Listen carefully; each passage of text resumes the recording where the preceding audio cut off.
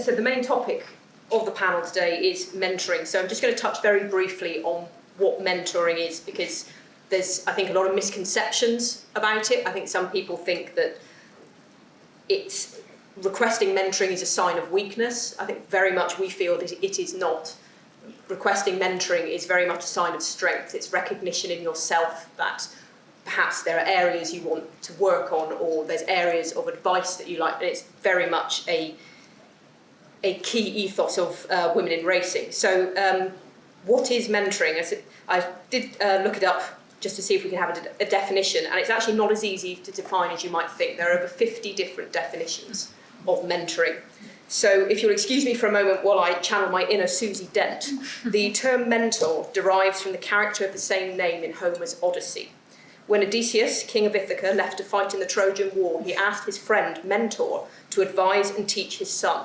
And over time, the term mentor came to refer to someone who was a guide and an educator. So, if you excuse the history lesson, today we generally accept mentoring to mean a form of training, learning, or development, personal development, or developing career. So, I think the first, most obvious question to the panel is, have you been mentored, and how did it make a difference for you? I actively asked somebody that I really respected in the racing industry and I really liked to be my mentor when I was working at the BHA, and that person said yes, which was a great surprise to me because they were a very busy person. They are a very busy person. And just being a bit brave and saying, would you consider being my mentor? And actually what that meant was we sat down for a coffee every 3 months and talked a bit, chatted, words of wisdom, bit of advice, but actually that went on for a few years and was brilliant. And I don't think if it hadn't have been for the Women in Racing mentoring program, that was not through that actually, but knowing that existed and that there were people in very senior positions who were willing to give up their time for nothing to help other people gave me the confidence to then say, will you do that for me?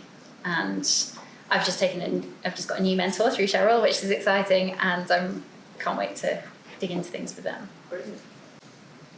Anybody else? Can I go on the opposite? Yes, you go. Yeah. Just I have never had a mentor, but I have, or the company has paid for very expensive coaching and business coaching, but work coaching. And I would just say that that is very similar to having a mentor, but it costs a lot of money. So I would advise anyone who's even swithering to consider using the Women in Racing mentoring program, because it's free and there's masses of experience out there and you look at the people, and if it doesn't work for you, you give it up and you move on and you try again. But I just think it's a huge opportunity for people. Yeah, and certainly the way that the mentoring program works is if you make an initial contact, usually through me, we'll have a conversation about what are you looking for, what is it you're looking for in a mentor, or what is it you want to work on yourself. We can then discuss the options. Have you got any ideas? Some people come to me and say, I've seen that person and I want to talk to them. Or they say, I'm not sure, who do you recommend? And we work it out together. And then I contact the mentor, say, do you have the available time? Because some of our mentors are very, very busy. A few of them have said to me, look, I can only take 2 or 3 people on at any one time. So sometimes it might be a question of, look, this person isn't available now, but we can come back to them later, or we can look at somebody else. I match you together and then I leave you to get on with it. You set the terms of your own mentoring, whether it's, as you said, a conversation every couple of months over a cup of coffee, or a regular phone call, or a Zoom these days, or meeting in person at an event. It's entirely led by you and how you want it to go.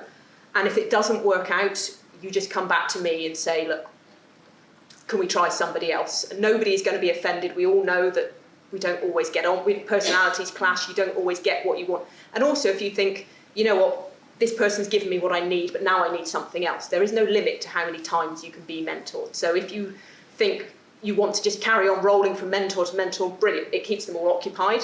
It means, we've done a lot of work on expanding the number of mentors that we've got. We've now got, like I said earlier, over 40 women who are volunteering their time. And so now it's getting the word out to members like yourselves and saying, come and take advantage of this. Look at this breadth of experience that you've got in front of you, the collective years of working in racing, and also women that don't work in racing but can offer something from a business perspective or from coaching and well-being, that kind of thing. It's all there, it's all available. But does anybody else want to say anything on? My mind jumped back, because I think mentors can come in, different guises really. And my mind jumped back to that very first job that I spoke about, to Pam. Pam was a new head girl that came into that yard. And if anyone was a mentor to me when I was very young, it was her. And I can remember standing desperately wanting to learn how to clip horses, and Pam was an ace. She was brilliant, but I was far too scared to ask her, if she'd teach me. But somehow she just knew, she knew that I wanted to learn, and she really took me under her wing. And I remember what it was about that was it was just her time, her kindness, her showing me, taking the time out to show me how to do things that nobody else had time for. And to me, she was a great mentor, and she made such a difference, I think, at a really early time in my life. But it was she listened, she was kind, and she showed me the way. And through things like that, your interest, your enthusiasm can be sparked, engaged, grow. I mean, I had a senior lawyer sort of mentor me. I mean, I think she might have called it managing me. But if there is one person who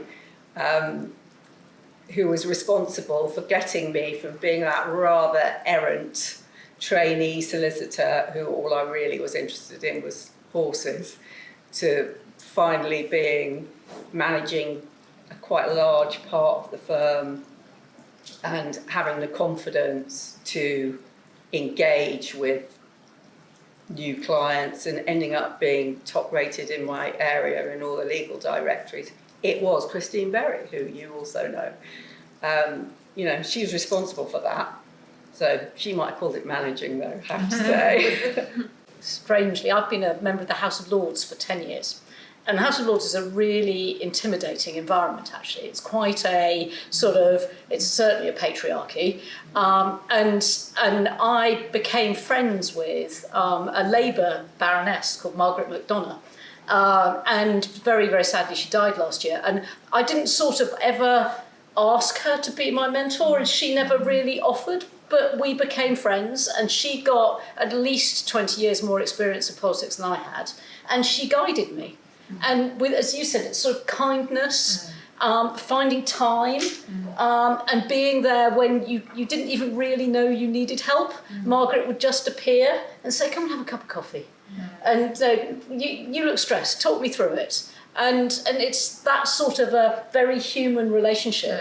And when you realise that actually everybody has feet of clay, everyone's a human being, doesn't matter how senior, they're often the really senior, really busy people are the ones who magically find time for you. And you just have to have the courage to ask them. Well, there's a saying, isn't there? If you want something done, find a busy woman. person. Yep. Can we have a word about reverse mentoring? Yeah, Oh, absolutely, yes. yeah. Because that's something that was brought onto my radar a few years ago about certain corporate companies having what they call a shadow board, which is people at board level, everybody having a very junior equal and opposite.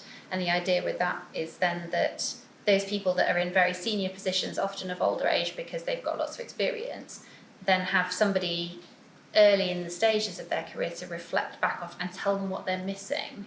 And that's definitely something I've taken on board, is trying to really learn and listen from people in their early 20s in particular, or even younger, who just know what's going on in the world in a way that I just really don't, and what the future is looking like. And I think it's having read a bit more about that, and Matthew Syed, for anyone who's read any of his books, he writes a bit about it in one of his books, and it's really interesting, but is not widely done, and particularly not in racing. But I think is definitely something to look into and encourage from a working perspective. If we're in positions of responsibility, looking to write who can be the shadow board, in inverted commas, within each of our individual yards, organisations, places of work. And that's something I have got increasingly interested in with time as well. Yeah. Another aspect of mentoring that Women in Racing very much advocates for as well is sponsorship mentoring. So obviously one of the things we want to do is help women advance through their careers and move into more senior positions. And one way that quite often works is that somebody will come to the mentoring programme and say, okay, please match with a mentor. And that mentor recognises something in them. This person's got something, she's going somewhere, she's got a lot of potential. So let's see what we can do to help. And it might just be having a conversation with a colleague and saying, have you met this person?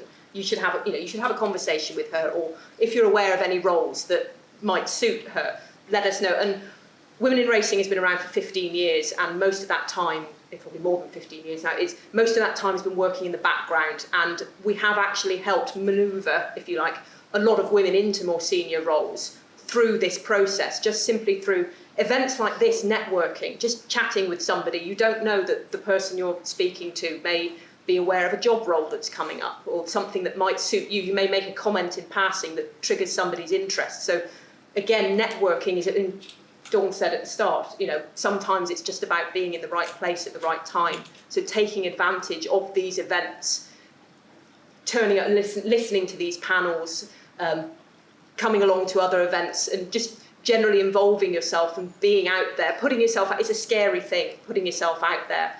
I think we'd probably all admit to being terrified of doing. I know, sat last night writing my notes ready for this, thinking, oh God, I've got to sit in front of all these people. I've got to manage a panel of very experienced ladies, and get everybody to talk about mentoring, about the experiences that we all have. So I think it's just really key that we do focus on those things. So I suppose just to reflect a little bit back on Women in Racing, how important as a panel do you feel that programmes not just Women in Racing alone, but these sorts of industry panels are in terms of mentoring, in terms of helping women in the industry?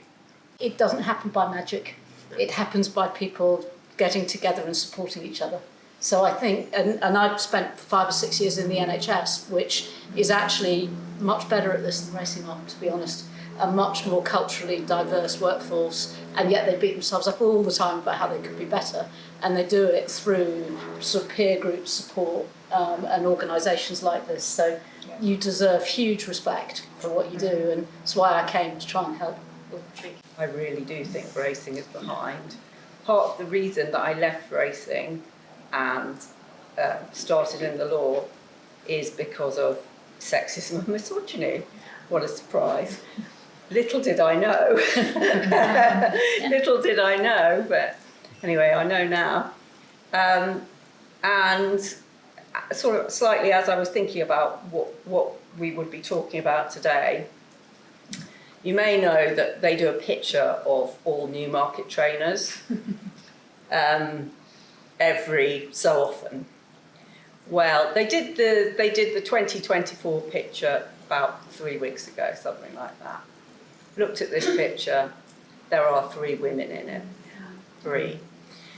And then I thought, haven't we got that 1996 picture of the Newmarket trainers? Let's have a look at that.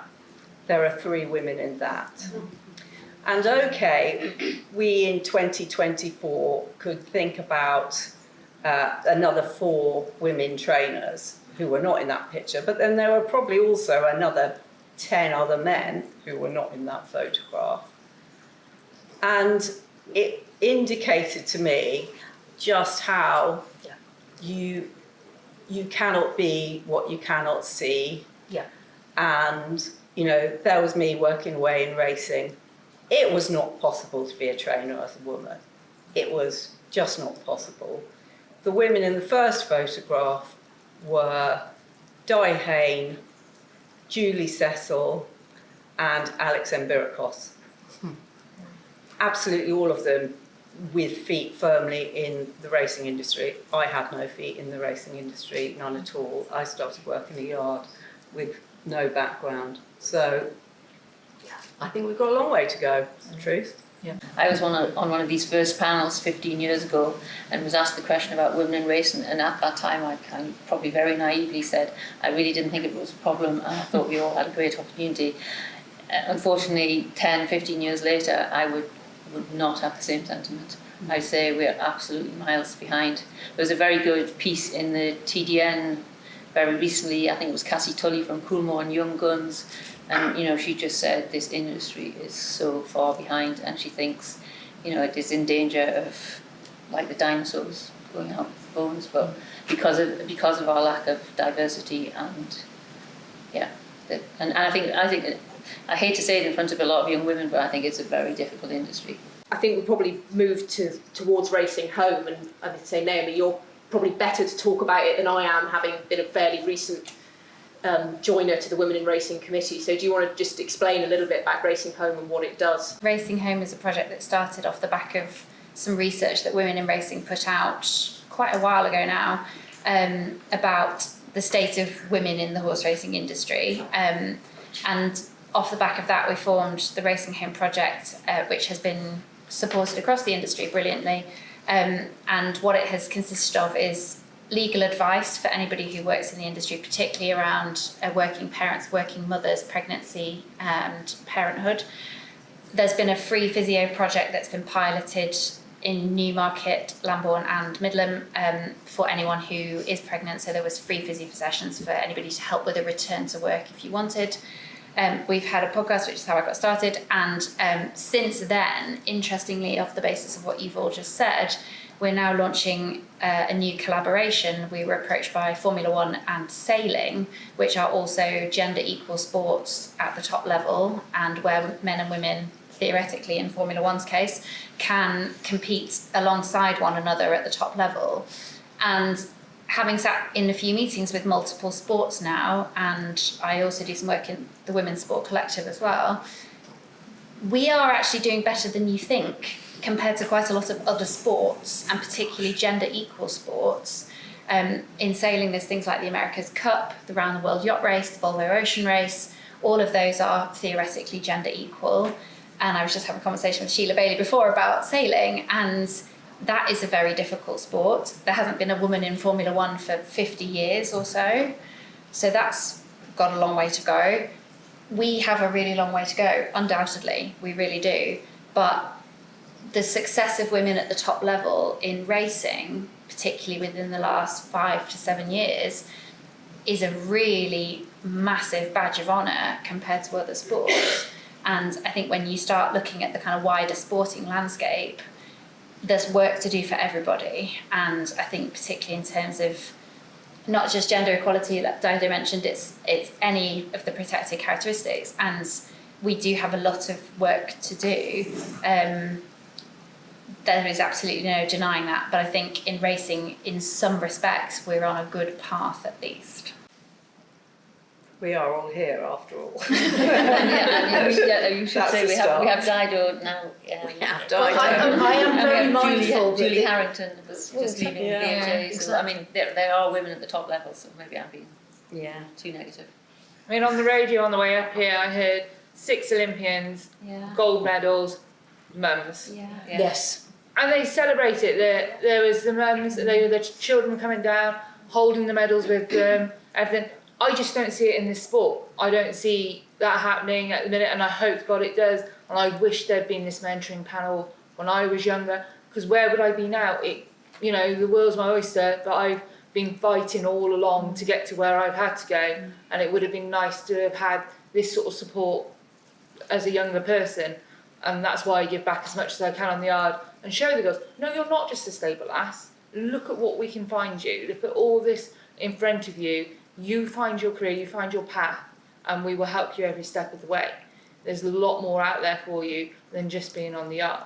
So it's just finding the right path, and step by step, hopefully we'll get there. But as a young girl, when I came into racing and going into the weighing rooms and just the things that happen with the men in there, and you just think this is wrong from all. So to bring younger girls in now, things have got to change. And even now going into the girls' change room, they are in a little box. You go into the men's one and they've got ample room, and still they have to go into the men's change rooms to go and get their saddles, go and get the girths, go and get the weight cloths. Why are they having to go into there? Why is there not a separate room that can be used for both people to go into? The women and the men are meet in the middle. Why have the women got to go into the men's changing rooms?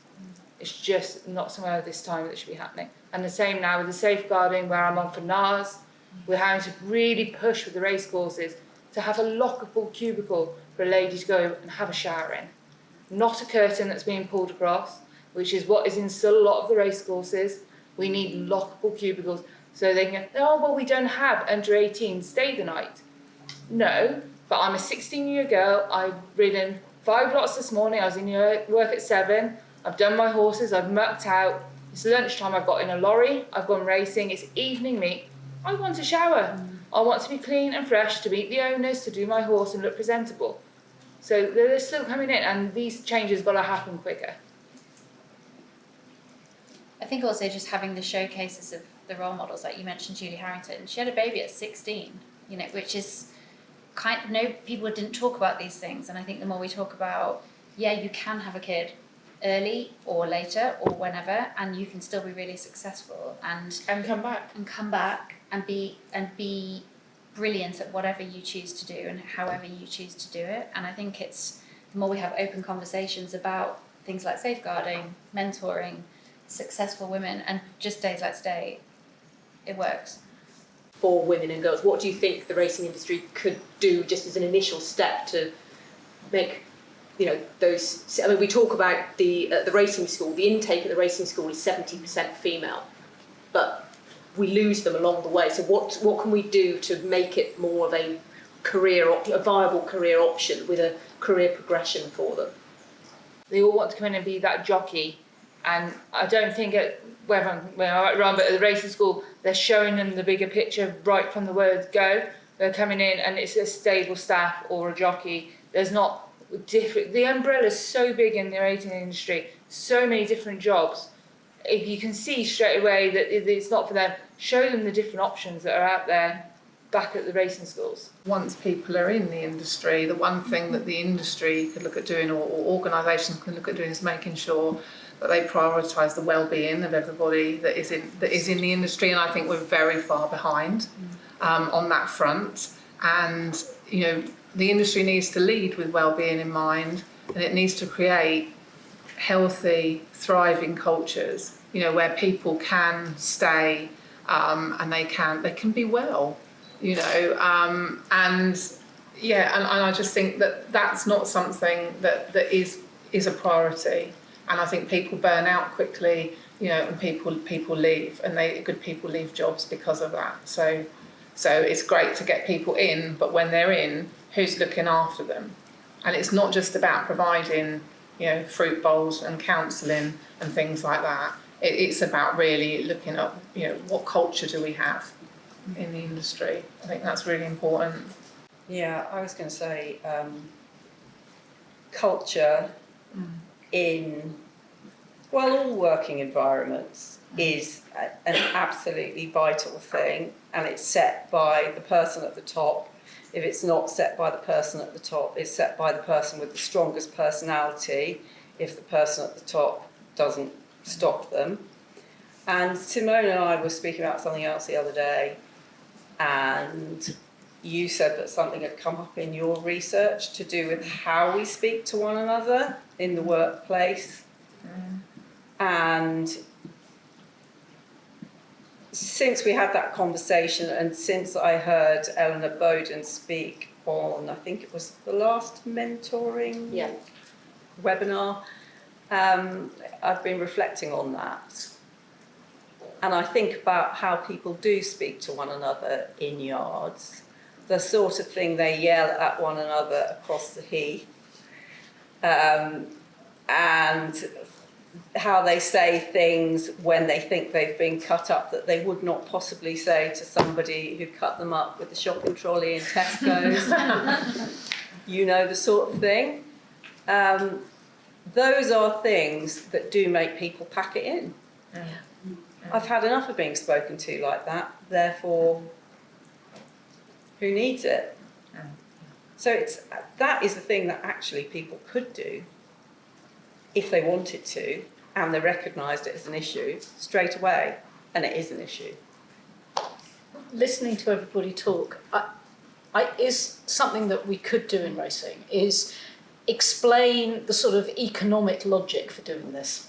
As well as as well as the moral logic, and I'm not meaning to in any way diminish the importance of the moral logic, but this is an industry where we find it really hard to attract people, we find it really hard to retain people, and yet we're ignoring half the population if we're not careful, and then we're not treating the people who come in particularly well at all. So it's a good basic people management would make a huge difference to what most employers in the sport tell me is their single biggest problem, which is they can't recruit and attract and retain people. So there's a business logic for this. Whether you're a small business person or a very large group like the Jockey Club, we've got to get better at the people basics. At the way that we look after people, the culture that we set, the leadership behaviours we encourage, the training, the development, the teaching people to have honest conversations in a kind but nonetheless honest way.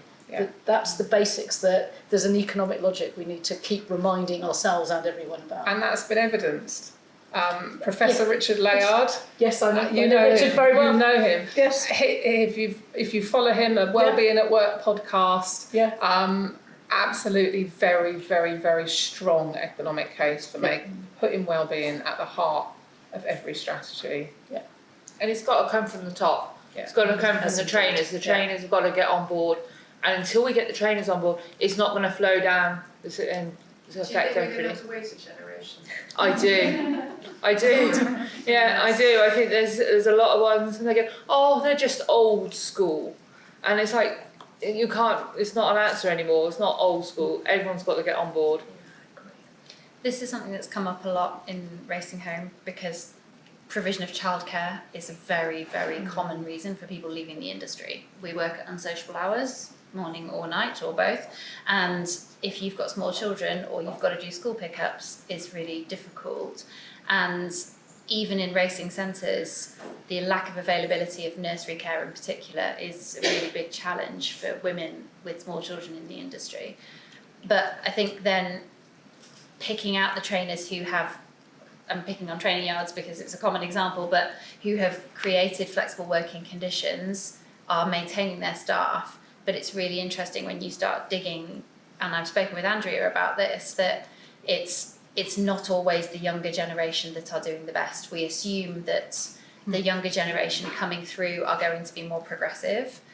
There is some of that, which is amazing, but there are also some absolutely excellent things happening in an older generation that you wouldn't expect necessarily, and there are good and bad at both ends. And I think we assumed and expected that the new generation of trainers coming through are automatically going to be better, and I'm not sure that that is the case, and that's a big piece of work we need to continue doing in order to maintain that workforce, because like Dalia said, it's a real economic thing. It's much easier to retain someone than to recruit and train someone new. Yeah. I will just say, from the perspective of a trainer in Newmarket, the staff who arrive wanting a job will quite often tell you, these are the hours I want to work. And if you have a gap that needs filling, you take them whatever hours they want to work. And they still mess you about, have many, many more days off than you might expect, or tell you they're not working those hours this week. There's some other hours that they'd like to work, thanks. So we're not at the stage where we are actually being inflexible. I don't really know many trainers who would now say, you can only work for me if you're going to work full time. And full time means this. Do we? Does anybody else? It's a supply and demand situation. They come along and once they've got the skills, say I want to work these hours, and they can. And if you can't offer it, they go somewhere else. What piece of advice would you give to a woman or girl starting out in the industry that you wish you had been given when you first started? I think, whether it was when I started or not, maybe I would have been too young to know this at the time, but the one piece of advice that I would give is know your core values, get to know your purpose, get to know your passion, get to know yourself as much as you possibly can, so that you don't find yourself later down the line in something where you'll feel completely misaligned and dreadfully unhappy. Well, you still might do that, but doing that work on yourself first. It's easy to say, oh, just follow your heart. That's a little bit fluffy, but actually there's lots of stuff that you can do about knowing who you are and knowing what it is you want to do with a coach or with a mentor, for example. What's important to you? Why is it important to you? Why do you want to do that? And sometimes we take jobs, don't we, that we might have to take a job just to earn a bit of extra money. I had stacked shelves once in Budgeons so that I could save up to do my HGV licence, which I never used, by the way, because I was completely misaligned. I was sitting in a lorry going down the motorway. But it taught me something. It taught me something about what I didn't want to do. So useful. So yeah, it's really useful. I might get it out now though. I can probably make a living out of it now. But no, I mean, just knowing, being true. I think being true to your passion and your purpose. And there is a lot of work, I think, that you can do with coaches and with mentors just around that. So that's my advice. I think I might have benefited if the little inner voice inside of me had been a bit more punchy, to be honest. And I think I've gone quite a long way in a career I never particularly wanted to start. But I might have got a bit further, a bit quicker, if I'd had a little voice in my head saying, why not me and why not now?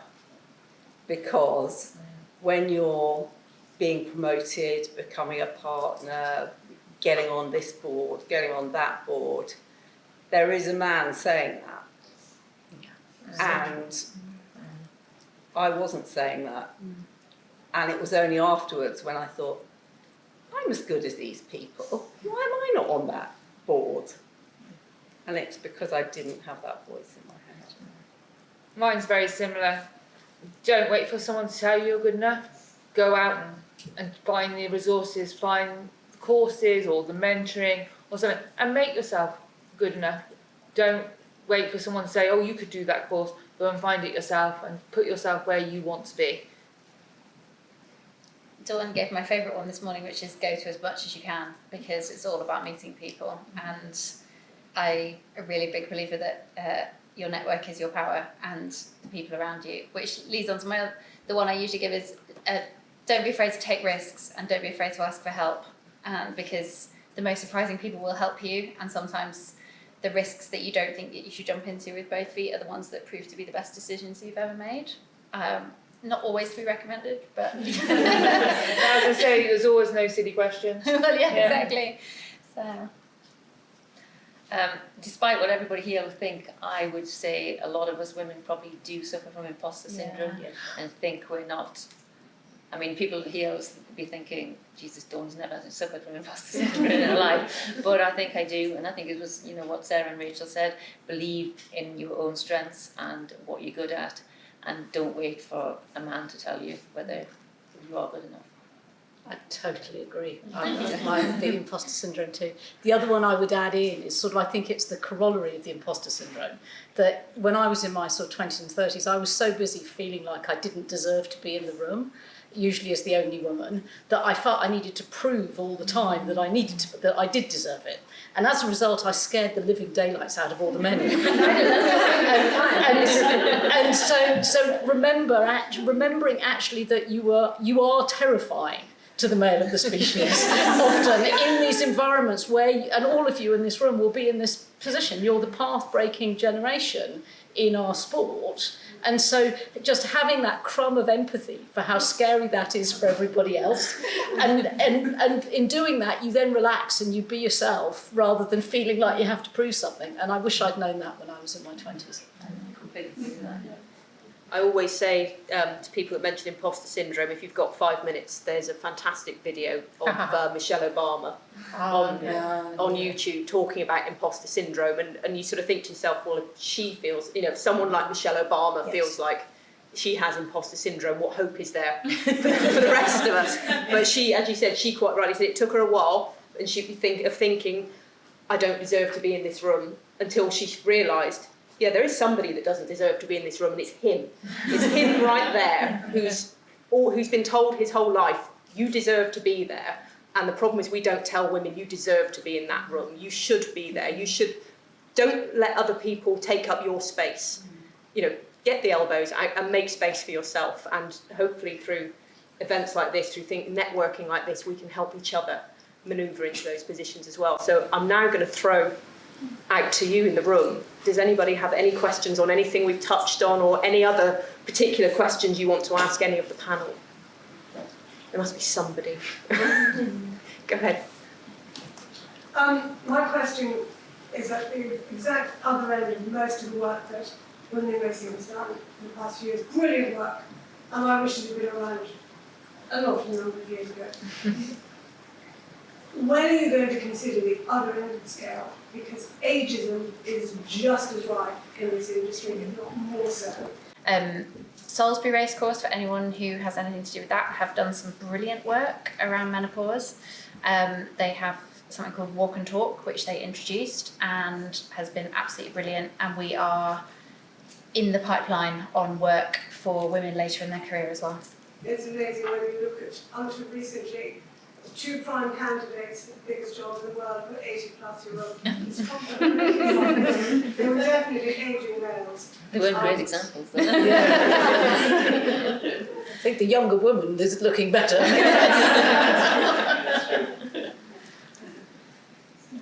Does ageism, can I ask what age you're thinking of? Because actually menopause is probably midlife. From where I'm looking at it, yes, but I think once you turn 60, you're competing with people who don't have that imposter syndrome because they grew up, thankfully for them, in an age when it wasn't an issue. So you're competing with people who haven't got anything like the amount of experience, but aren't saddled with some of the doubts that some of us might have had. So I think that 60 mark is a really difficult one. I've been told by a trainer, anyone over 40 in the industry is old and past it. And sat there and said it to my face, and I'm like, this has got to change. We're losing women who've gone and had families, and they're not coming back. And all that knowledge and experience has just gone. Wasted. Yes. Has anyone ever done a survey on, senior people in racing, male, female? Because there are a lot of ageing men in top roles in racing. There's a new study on As in life. There's a new study coming from Loughborough University about representation of women in the horse racing industry, which is going on currently. Yeah. Results, I'm sure. When I went to Welsh Parliament and was asked to sit in and have a talk with them, it was me surrounded by males. And they listened, and I've emailed, the fellow at the BHA trying to get back in there and follow up all these talks and see what's happening. But they've fallen on deaf ears at the minute. But I am pushing and pushing to get back in there to try and help and improve. Just for the younger ones coming into the industry, I said there's just not enough. This is for Wales, for them there to bring people in. But it has And I think 3 the men. shadow boards you were talking about are really interesting, because that does give the young woman, man, a sort of an opportunity to see how business works at the top, and also, as you say, to challenge the thinking. There's a good example from the fashion industry where, now I forget which 2 companies it was, and I might be committing some sort of horrible libel, but I think it was Gucci and Dolce & Gabbana, and one of them took on a shadow board in the early part of the 2000s, just at the point at which social media was becoming a thing, and they recognised that they needed to get on board with the new social media platforms. Sales went through the roof. They had young influencers at the time when it was becoming a thing to have people on the street wearing your clothes, getting photographed, that being a really good way of marketing your fashion.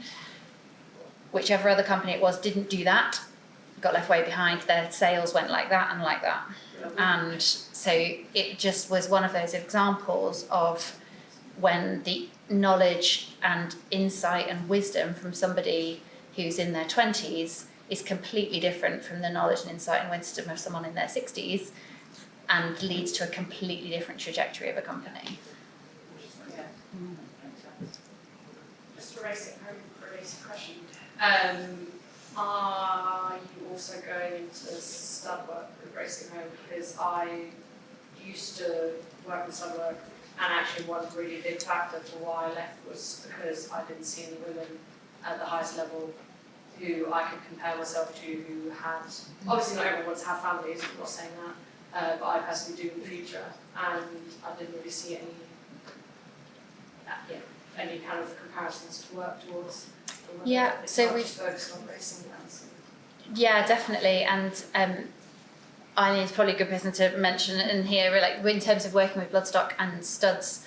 Anna Kerr at the National Stud has been a really big advocate. Like my accidental mentor. Well, that is wonderful to hear, and I think definitely getting studs involved and on board is a really important area. I think it's easy in racing to look at horses in training and training yards, but actually the breeding industry is obviously a massive part of the picture, and just incorporating all of that together, yes, is the short answer. I'll pipe up there if I can for a minute. So I'm from a stud background and a coach as well. And I think that what you said is really interesting, because I actually had my first employee maternity in 20 years, which is amazing, because it's all women that work with us. And we used Racing Home, which was fantastic because I knew about it through Women in Racing. But it very much still feels that racing is over here and stud is over here, and we're completely disjointed. Neither know about each other. We've had trainers come to the farm and say, "Oh my God, your foals leave their mothers at 6 months." I'm going, "Really? Are you serious? You didn't know that?" And vice versa. I go to training yards and see things that I didn't know about. And there's a huge crossover that could happen when people aren't able to ride out anymore for different reasons. There's staff there that have great experience and could cross over into racing, into stud farms, and vice versa. But what I wanted to come back to, so Racing Home was brilliant for me. It was absolutely amazing because it was new to me, and it was also brilliant for my employee. So it's a great, website for both sides. But just quickly back to the great panel, and it's been amazing listening to you all. We got so good at horse welfare, and worried about our social license, and we were so brilliant at that. We got horsepower up there and the website. We are so bad at people welfare. Yeah. So bad. And it's business critical. And nobody sees that. And that's why it's great to hear, and some of you on the panel are committed to that, to make changes there, because the people that are coming into our industry now, as we know, will not stand for the culture that we have currently. They just won't. Mm-hmm. So it's business critical that we look at that more deeply. Thank you.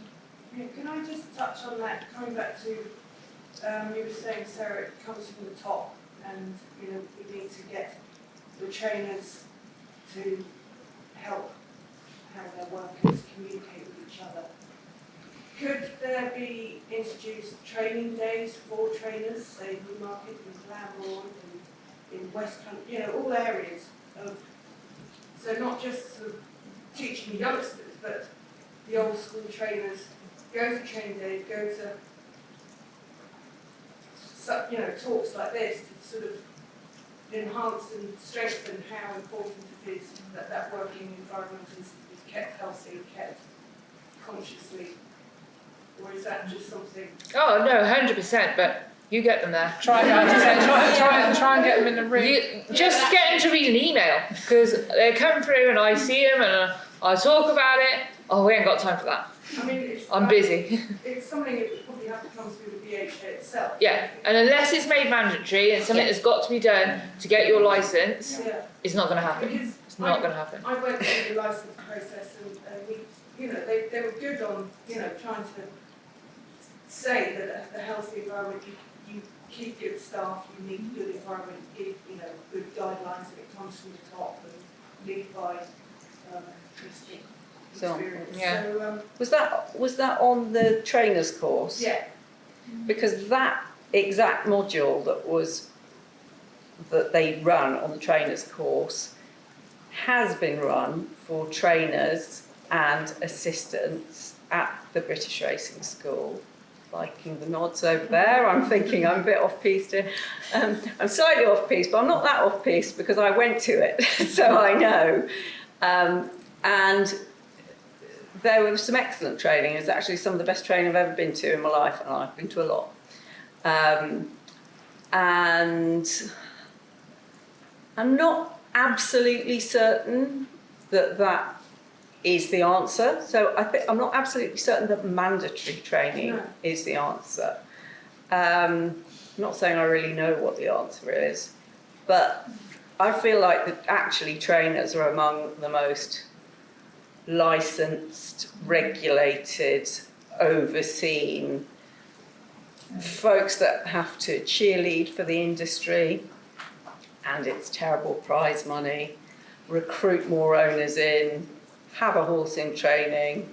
You can maybe, if your horse is good enough, maybe have a chance of winning a share of this terrible prize money. And at the same time, at the other end of it, they have people not paying them, staff not turning up. Any of this ringing any bells at all, Andrea? Absolutely rings every bell with me. And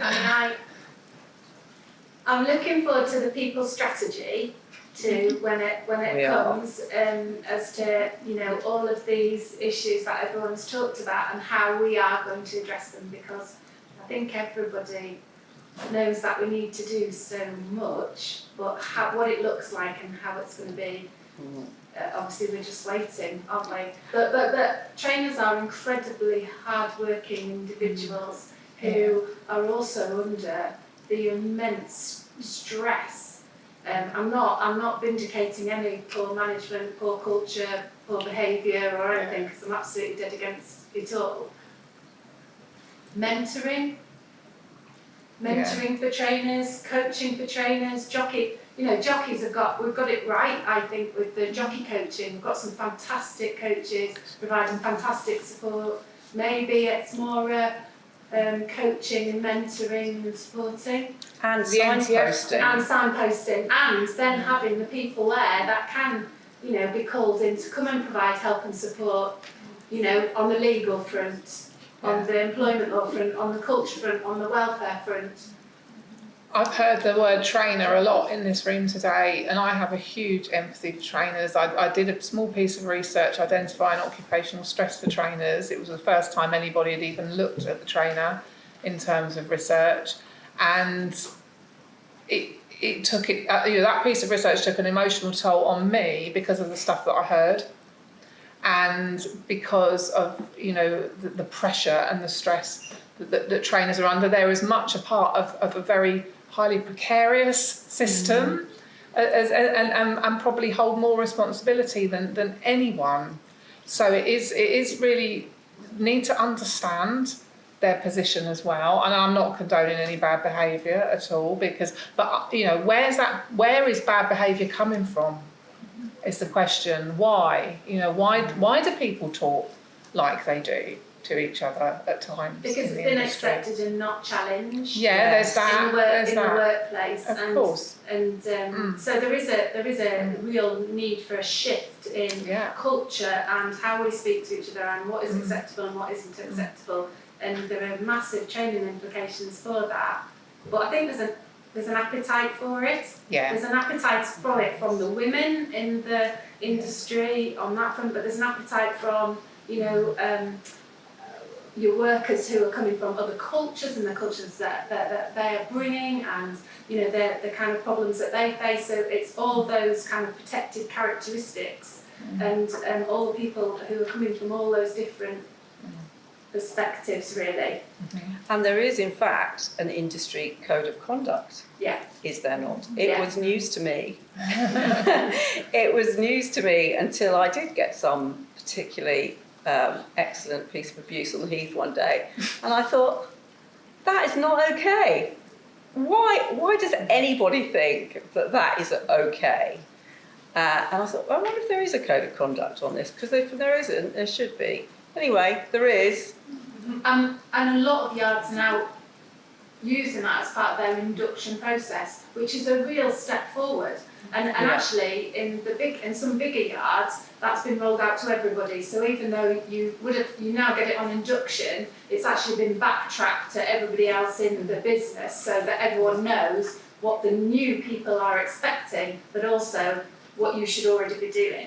So there's like great stuff. It's just how it's going to roll out, and that that's got to be the right people strategy, hasn't it? Can I just say, I mean, we're talking very much about racing yards and studs, whereas I'm looking around this room and I'm guessing a large percentage of these people work in office-based jobs and not in yards. And I think the problems that people see in this room might be very different. You know, people have other challenges. I know we're lucky we work here at Godolphin. There's a pretty good culture in our office, I would say. And I'm guessing in lots of the other offices you work in, but there might still be things that affect women, whereas I think we're very much concentrating on the ground racing staff, which I know is the main part of it in some ways, but there's huge amount of employment in different areas in the racing and breeding industry. With very different challenges. I know from talking to people who work in racing that their challenges are very different to my challenges in the office environment. So, what are the challenges in working in the offices? It's definitely not respect among colleagues and things. It's not things like that. It's not people not turning up. I think actually the biggest problem, I can only speak for myself here working in Godolphin, but I can see lots of people out there, that work here, it's actually career progression, because so many of the people like myself haven't moved on, and so they, how do they find the next steps and things like that? And they've got lots of qualifications, very clever young people, and I will be retiring soon. But that I think glass that's across the ceiling company. is particularly on the stud side has been evidenced, hasn't it? Yeah, I think they're very different challenges. Yeah. Does the BHA have a kind of module, a kind of career progression modules that various, whichever stage you are at and whichever bit of the racing industry you're working in? Does it actually have an online kind of platform where you can go in and do some modules, get an NVQ, get a qualification and move on? There's the Racing to Learn platform where there's a lot of good information that I know of, and the Careers in Racing team, I think, considering the size of them, do a really great job in promoting careers in racing. And they have done some work around pathways. Racing to Learn. Racing to Learn are really good modules that have gone. Yeah. So there is some good stuff out there. I think it has been identified. I mean, I spoke to the Racing Foundation fairly recently, and they agreed that there is a gap in the middle of the industry at the moment for that career progression. The people that have worked in the industry for 5-10 years, and they want to take the next step, but perhaps they don't know how to do it, or they feel they're lacking in experience in a particular area. We have brilliant systems like Flying Start and like the BHA graduate course, which are great for getting people initially in, but it's okay, where's the next step? How do you get your foot on the next rung on the ladder? So, the good thing is that things like plugging my course again, that it's now got CPD points attached, so you accumulate 12 CPD points if you come along to that course, and it's like, and then the Racing to Learn courses, everything you now attend in the industry has the possibility to be accredited. So you can actually start building your own kind of career progression by finding the things that you're interested in, doing the courses, and then they are certified with the. Are they online? I mean, can you add it to? So you've got your own account, as it were. Can you do I don't think it basically you pull together the CPD points from each course that you attend and evidence that you've attended it. But there's a huge gap, like health and safety courses, the kind of the development of that. But everything is now having the points attached to then hopefully work with that, which I think's great. Racing to Learn is your own login, and you do your own modules on the Racing to Learn, and it is with, if we do so many modules, you are sort of credited and looked at. The I think Racing Development Programme are doing something at the minute, aren't they? And looking at who's done most modules, who's done it all in a small period of time. So it's out there for everyone to log into the Racing to Learn and do just simple things like horse handling. Yeah. It's just a half-hour module that you can do online, and just do it, and it's just your own progression, and it's all free, If you work in the industry, it's free. You just ring up and get a login, and get a login, and then it's free, and you can anything you're interested in. But it's something you can access anytime. Yeah. And I would say, Sarah, I hope you back me up with this. Sarah and I have just done the 2-day mental health first aid course. There were 6 of us on that. That is highly subsidised by Racing Welfare. We talked about, the welfare, how people talk to, how people are spoken to in the industry. 73 million work days are lost through people being unwell. Can we put those, we talked about the trainers, but actually people like Sarah, who are a great advocate for people coming to talk to, they would be better placed being out in the yards, the studs, the workplaces. BHA could, with the people board, could get a really easy win there, making that mandatory, that they have one person in every place, attends that 2-day course, it costs 80 quid, you've got a qualification, you can look after your staff. People aren't going to go to the trainer or your head of your studs with their struggles. They want to go to people like Sarah. One of the biggest problems, and I'm with you, Amy, on that, and trying to get the places filled, because that course is actually normally worth about, is it 400 quid? 300-400 quid if you did it anywhere else. And as Amy said, it's subsidised by Racing Welfare to provide it for the industry. But why don't people go? Time, I suggest. Time. And that's right the way through. That's right the way through the board at that time. I mean, I was lucky enough to do the Thoroughbred Industry MBA. This doesn't exist anymore. Why? Because nobody had the time to do it. I done that course, and then I spoke to all of my friends and all of the people I worked for, and no one had heard of it. Yeah. So that was. And what a shame. And they said they would have gone if they would have known about it, and lots of people were upset because they didn't know about it. Yeah. But that was but you only find out about it if you follow Racing Welfare on Instagram or Facebook, but you don't actually find out about any otherwise. So you're talking about the mental health course. Yeah, so unless you're proactive yourself, you don't find out about it. Or you've got a very good secretary or somebody on the yard who's going to pass this information on, because the trainers, they're busy, they ain't going to pass the information on down to the staff. So how do you make it? How do you enable people? How do you enable people to attend those courses? Is the big question, I think, really. And everyone is going to say time. Yeah. They are going to say time, but I took the time out. I covered. Did it? I took the time out, and the yard coped. They survived without me. I was on my phone. I was doing declarations. I was sorting things out, and I got 2 part-time members of staff to cover the 2 days I was away. It can be juggled. It can happen. That's a cultural thing though, because just coming from a veterinary background, you have to do 35 hours a year of continuing professional development to maintain your licence. That's it. So you have to create 5 days from somewhere. Everybody has to do it.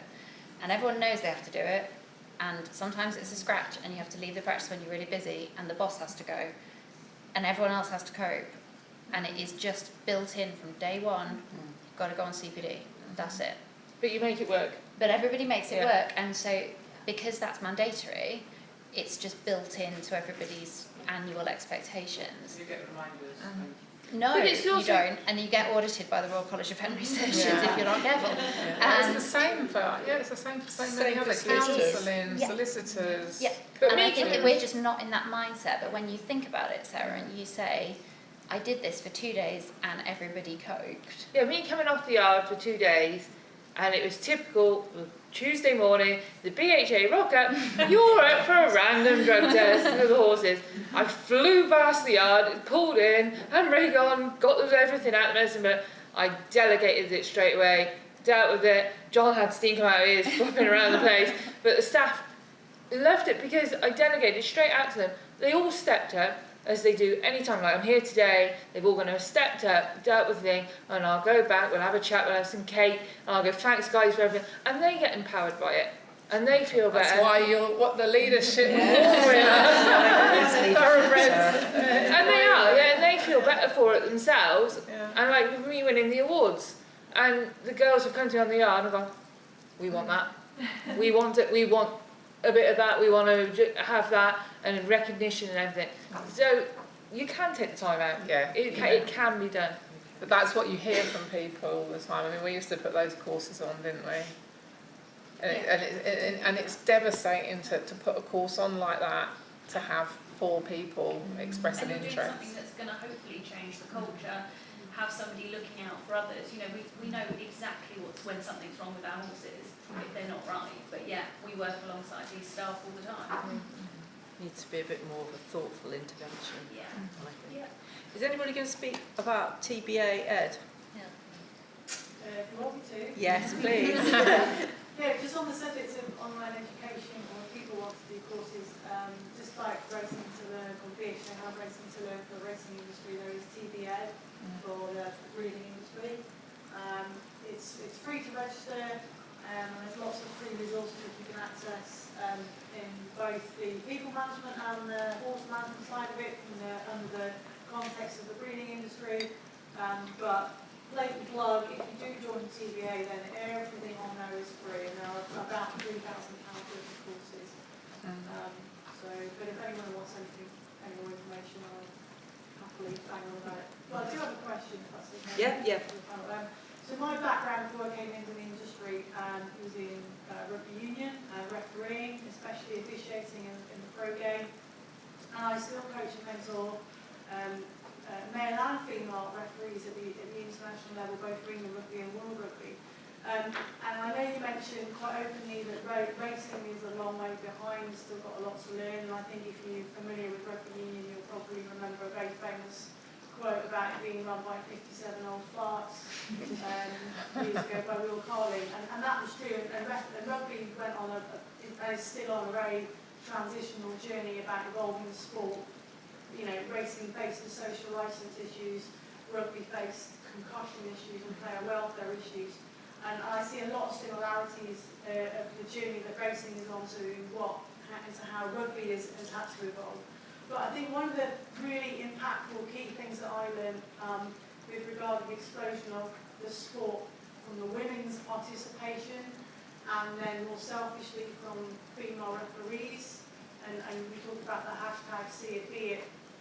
I don't think that growth would have happened had it not been for male advocacy and for males not only advocating the role of females and the impact that we can have in officiating, but also in calling out and being prepared to challenge bad behaviour, inappropriate behaviour.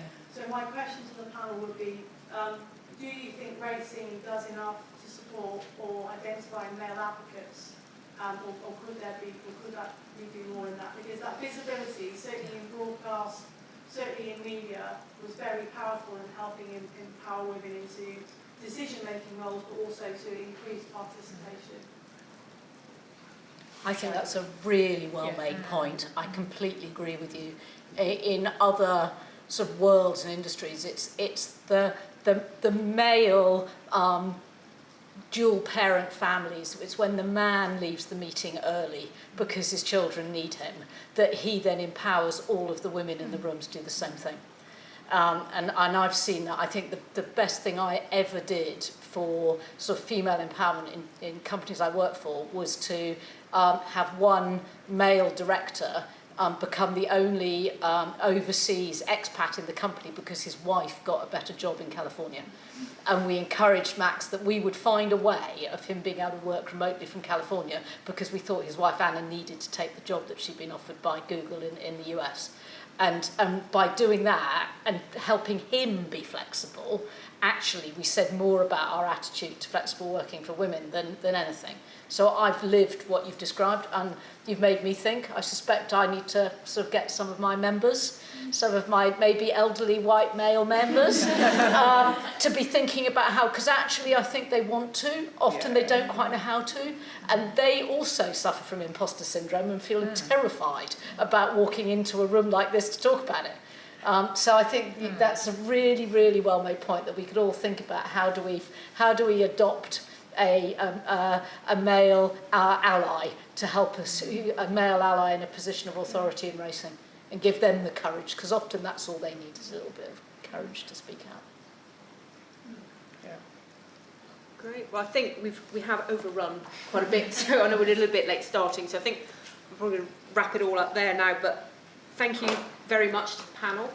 Everybody, well-deserved round of applause. And obviously, thank you very much as well to Godolphin for hosting us all today. I think you can all agree it's been fantastic. And thank you to all of you for attending. These events don't work. Like I said, it's very demoralising. You put on events and nobody turns up. So it's brilliant that you. This is the first event I've organised for women in racing, and I'm thrilled that it's.